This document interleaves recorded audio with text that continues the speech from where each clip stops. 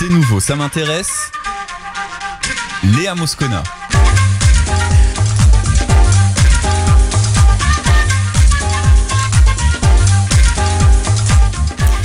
La boutargue ou poutargue en provençal, eh bien ça signifie œuf de poisson salé et séché. On en parle ce matin à l'occasion de la sortie d'un ouvrage et c'est aujourd'hui même qu'il sort ce livre.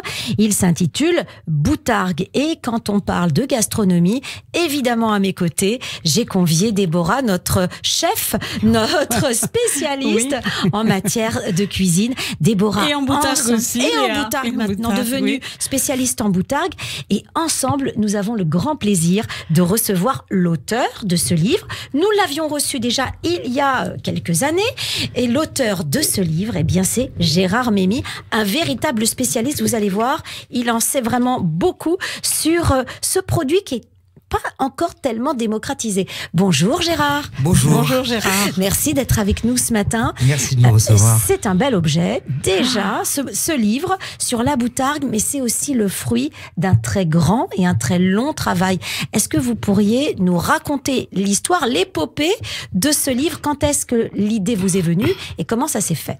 Alors, d'abord, je ne suis pas le seul auteur de ce livre, puisqu'il y a une amie à moi qui est journaliste culinaire qui s'appelle Jocelyne Rigaud, et puis un autre ami passionné d'histoire qui a fait toute la première partie historique de ce livre qui s'appelle Laurent Quessette. Au départ, c'était une discussion avec mon ami Laurent où on devait un petit peu identifier les boutargues avec une petite étiquette racontant très rapidement l'histoire du produit, car on trouve trace déjà du temps des pharaons de ce produit, et c'était parti sur une simple étiquette qu'on devait accoler sur nos boutargues pour expliquer un peu, et de cette petite étiquette est sorti un livre de 240 pages grâce à Jocelyne Rigaud qui est venue nous rejoindre, parce que quand on a commencé, on s'est dit on peut pas ne pas dire ça et dire ça et dire ça. Donc oui. on en a fait un très beau livre. Alors moi j'ai envie de dire déjà Mazel Tov, Merci. parce que c'est le jour Merci de la beaucoup. sortie de Exact. ce bouquin absolument magnifique. Je le disais tout à l'heure, il y a des photos qui sont sublimes. C'est Mathilde Lécoté, la C'est photographe Mathilde Lécoté, ouais. une partie des photos. Elle a Oui, fait, une c'est ça. partie des photos de recettes ne sont pas par Mathilde, elles sont par une dame qui s'appelle Rina Nouri, et ensuite toutes les autres photos qui illustrent le livre sont faites principalement par Mathilde de Lécoté. Oui, tout à fait. Et il est fait en plusieurs parties. Alors la première partie est très très émouvante puisque c'est la préface. Le grand rabbin Chaim Corsia, il m'a fait ému. l'honneur, oui. J'ai Oui. lu sa préface. Une Elle est préface de Chaim Corsia profonde, remplie de belles choses, de belles histoires. Vraiment une préface à la hauteur du grand rabbin de voilà, France. c'est ça. Il dit que la boutargue est une poésie. Oui. C'est étonnant de comparer un produit gastronomique avec la poésie. Ça touche. Pourquoi est-ce que ce produit en particulier touche autant le cœur? D'abord, c'est un produit qui est très lié à la culture des peuples du bassin méditerranéen et particulièrement de notre communauté. Ça évoque toujours des souvenirs, Oui. des ancêtres, des grands-parents, des jours de fête. En plus, ça a toujours été un produit cher, plutôt rare au départ. Et j'ai même eu des gens qui ont goûté ça, qui avaient pris un peu les distances avec la famille ou la communauté et qui ont versé des larmes en regoûtant ce produit parce que ça a évoqué pour eux vraiment des souvenirs très profonds. Et bien justement, moi, toute ma vie, j'ai pensé que la boutargue, c'était un produit tunisien. Pas du tout, c'est ce qu'on explique dans les Et livres. voilà, et en arrivant en France et en vous connaissant, Gérard, j'ai pu découvrir à quel point c'était un produit mais universel, vraiment universel, et qui a été découvert. Enfin, on en retrouve la trace il y a 4000 ans. Oui, du temps des pyramides en Égypte, des pharaons. Oui, c'est un très très vieux produit. Oui. Est-ce que cela signifie que c'est un produit qui était consommé parce qu'il se conserve bien? Tout à fait, tout à fait. Vous savez qu'il y a une culture aussi dans le sud-est de la France de ce produit. Pourquoi? Parce que à l'époque, les pêcheurs étaient rémunérés avec les œufs de poisson. Les propriétaires prenaient le poisson et les pêcheurs étaient rémunérés avec les œufs de poisson. Dans tout le bassin méditerranéen, c'était le même principe. Qu'est-ce qu'ils faisaient avec les œufs? Pas de moyen de conservation, pas de froid, donc il est salé et il est séché. Le seul problème, c'est que c'était pas avec la bonne espèce de mulet qu'utilisent tous les fabricants de boutargue actuellement, mais il y a cette tradition quand même qui a persisté et subsisté. Alors on dit que c'est un produit qui se développe, de plus en plus de pays sont friands de boutargue, et notamment les Japonais qui lui ont donné un nouveau nom. Vous le saviez, Gérard, que les Japonais appelaient ça le karasumi? Oui, depuis fort longtemps, puisque mon premier salon à Tokyo, quand j'avais marqué Karasumi Made in France, oui. Là les gens me regardaient stupéfaits, c'est impossible. Le Karasumi, donc la boutargue, c'est notre produit, c'est japonais. Mais ce qui est très drôle, c'est que quand j'ai parlé avec des fabricants japonais qui se trouvent principalement dans la région de Nagasaki, en fait, ils me racontaient exactement les mêmes histoires que mon père me racontait sur ce produit. C'est exactement la même chose, la même culture que nous avons très sentimentale sur ce produit. Donc Déborah a raison lorsqu'elle dit que c'est un produit universel. Donc si même au Japon, alors qu'il n'y avait pas de lien avec l'Europe, on dégustait déjà ces œufs de poisson, et pas que. Et pas qu'au Japon. Oui, bien sûr. Il y a Taïwan aussi, et puis, dans tout le bassin méditerranéen. Voilà. Ah oui, ouais. Alors, vous produisez de la boutargue vous-même, Gérard.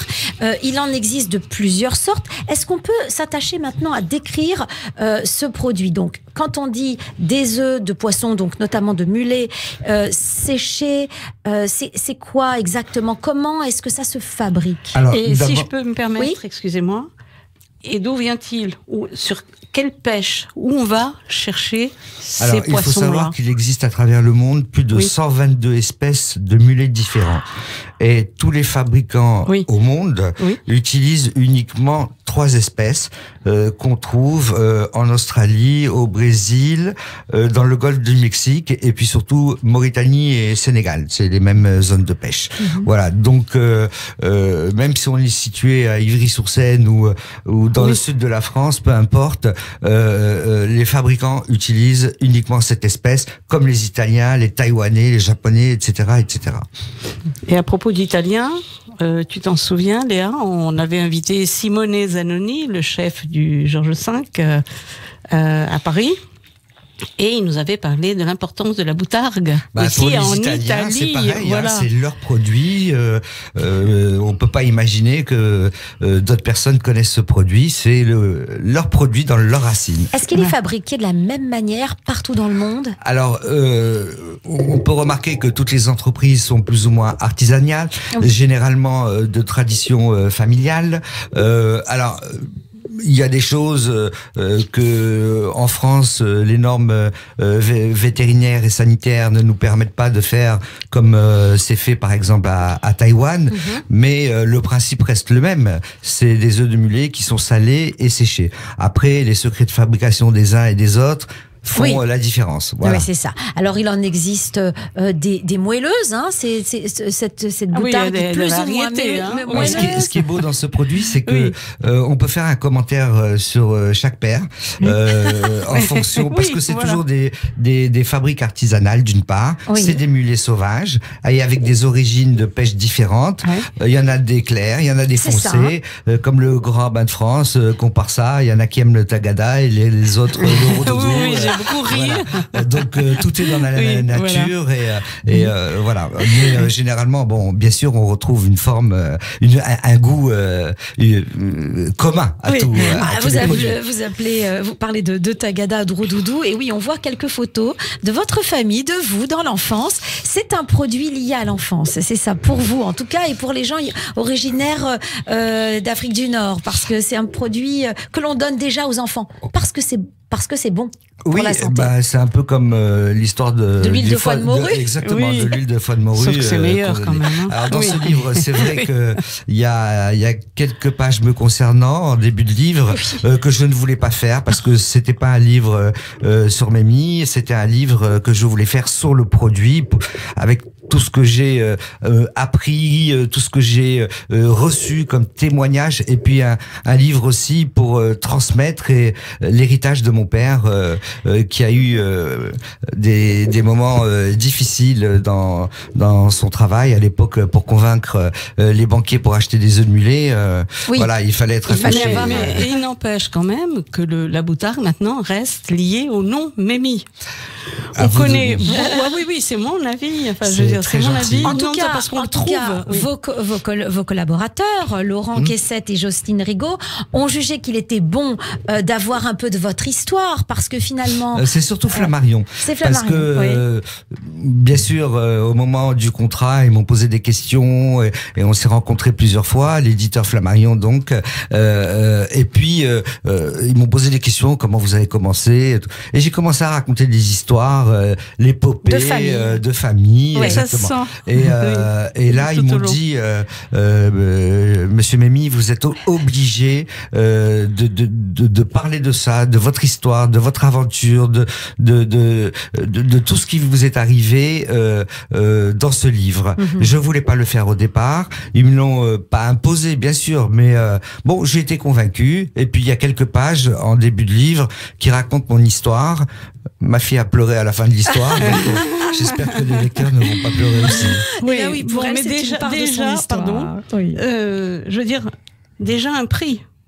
Un prix, oui. alors qu'il sort aujourd'hui. Oui, il y a déjà avant un prix. Avant la on parution. a eu un prix, le prix Archestrate 2019, qui récompense le meilleur livre sur les produits, la cuisine et la gastronomie.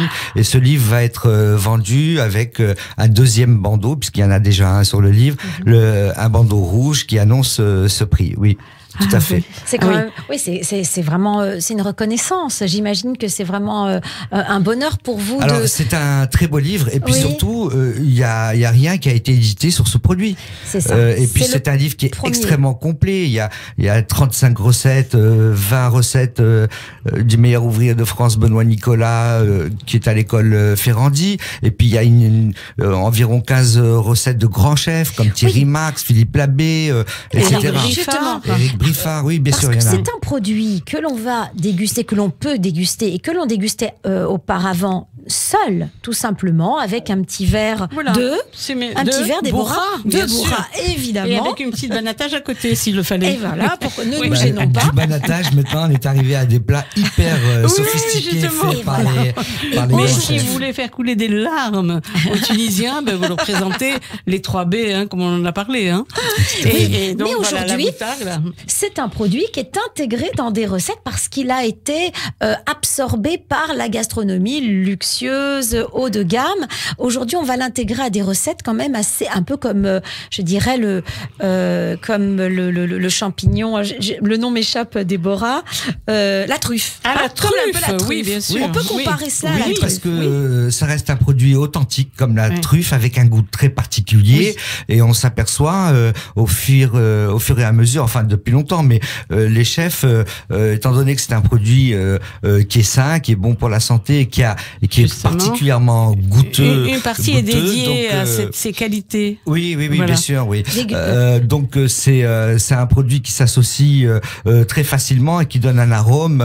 Et c'est vrai que c'est un produit depuis quelque temps à la mode. On en a beaucoup parlé dans les émissions culinaires, etc. Donc c'est un livre attendu. Évidemment, c'est un livre attendu parce que il y a encore quand même pas mal de Français qui ne connaissent pas la Boutargue. On se demande ce que c'est. Donc c'était vraiment nécessaire. Alors, on va marquer une pause. Vous restez avec nous, Gérard. Et dans la seconde partie d'émission, on va l'ouvrir avec des gens qui sont addicts, dis donc. Il y a déjà des addicts à la Boutargue. Oui, je suis pas la seule. Ouais, moi non plus. Allez, à tout de suite.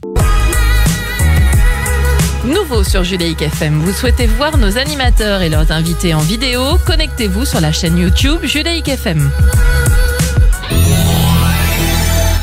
Et on se retrouve dans la seconde partie de C'est nouveau, ça m'intéresse. Et ce matin, nous parlons de la boutargue et ça intéresse beaucoup Déborah, la boutargue, et depuis longtemps. Et c'est à propos de ce livre qui vient de paraître, Boutargue, tout simplement Boutargue, l'auteur Gérard Mémy, accompagné également Laurent Kessette et Jocelyne Rigaud. Et c'est paru aux éditions Flammarion, un livre à 39,90. C'est important de le dire. C'est une Bible. C'est la Bible de la boutargue. C'est un beau livre.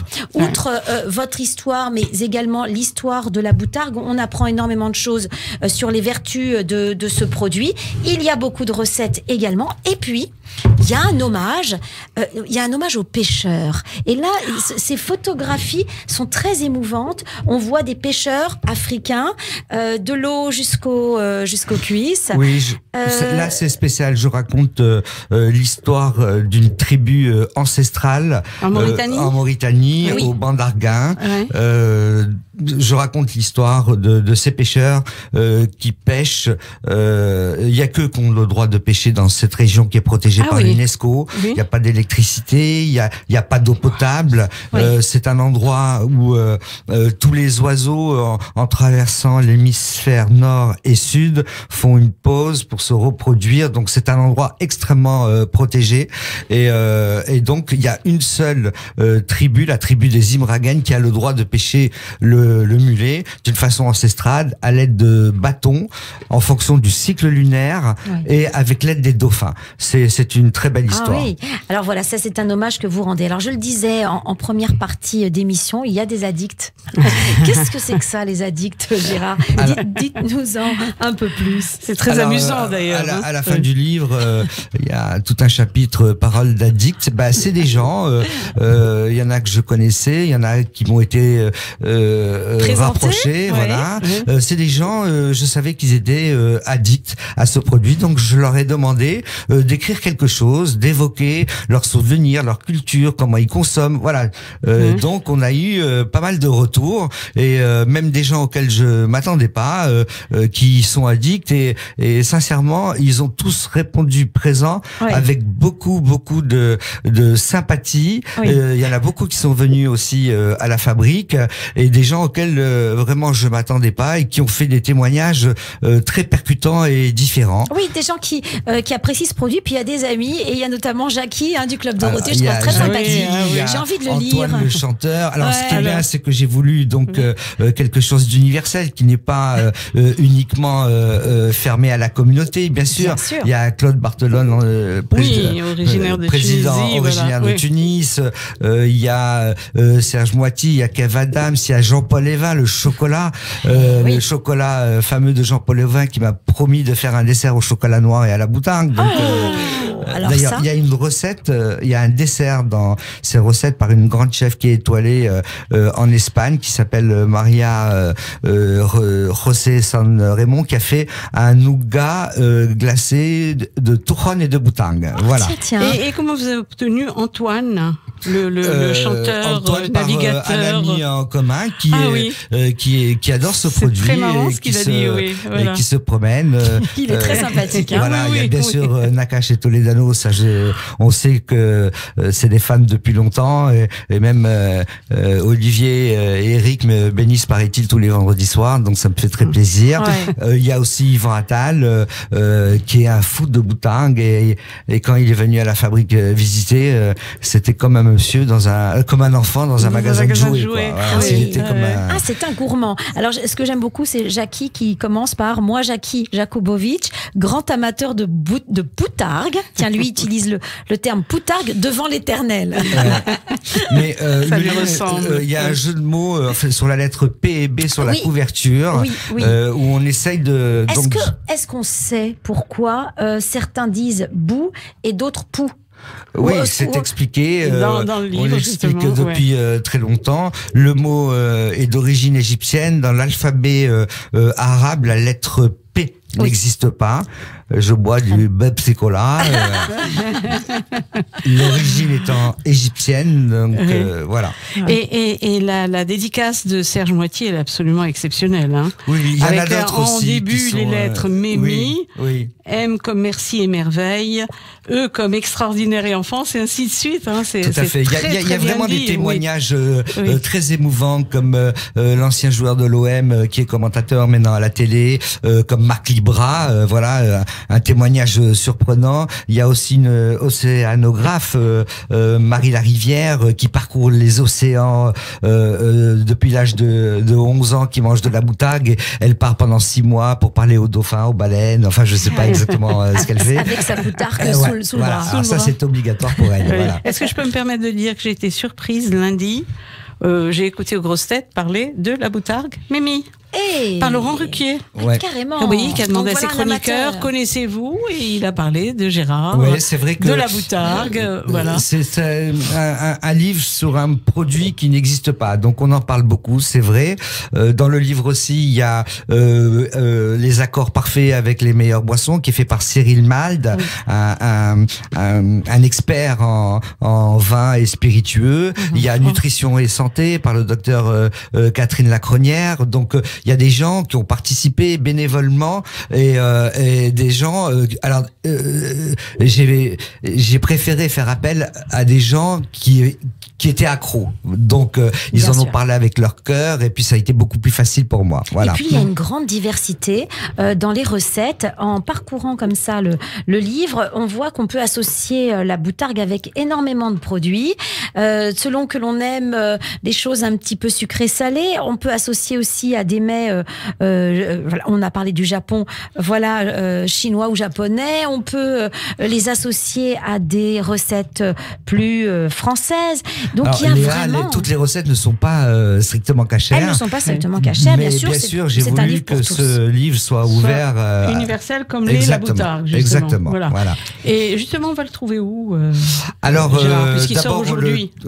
on le trouve dans tout le réseau habituel de Flammarion, Fnac, Amazon, librairie.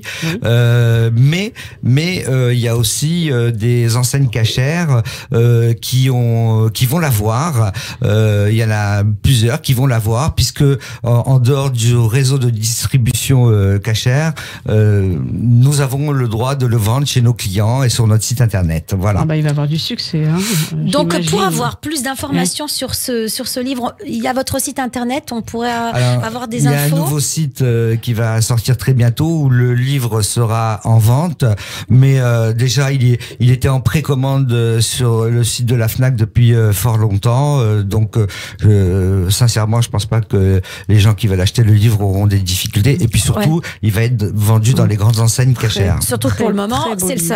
seul sur la boutargue. Alors, petite question personnelle, Gérard, vous la consommez comment, cette boutargue, et à quelle fréquence?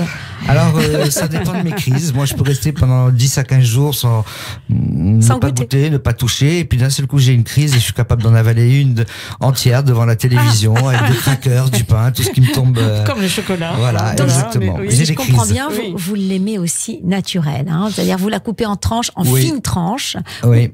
C'est comme ça que vous la dégustez. Oui. Citron ou pas citron?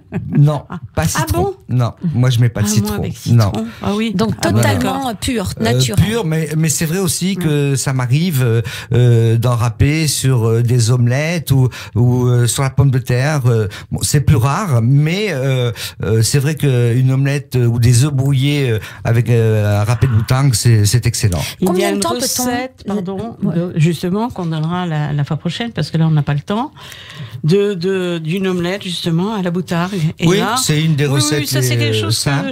Voilà, Il y en simple, a plus justement. compliqué de grands C'est chefs. ce qu'on essaye de Il y communiquer a un aux peu de auditeurs. tout. Ouais. Voilà. Ouais, tout à fait. Voilà. Eh bien, merci beaucoup, Gérard, d'avoir été avec nous pour nous parler de ce beau livre. Il vient de paraître. Merci Et il à s'appelle vous. Boutargue, tout simplement. Je le montre à la caméra.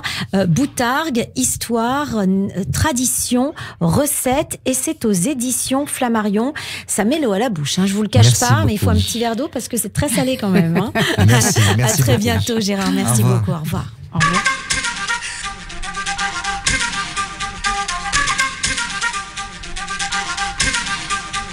C'est nouveau, ça m'intéresse. Léa Moscona.